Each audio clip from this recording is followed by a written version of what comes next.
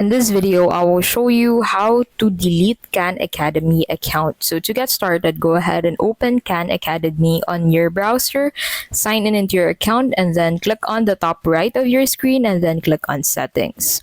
So under settings, you need to scroll down until you reach the bottom of this page and you'll be able to find the option to delete your account. So click on this delete your account button and then click on this delete button at the bottom right to confirm the deletion of your account. Your account will be deleted one day from now, so if you logged in with this account before then, it will not be deleted. After one day, deleting this account cannot be undone.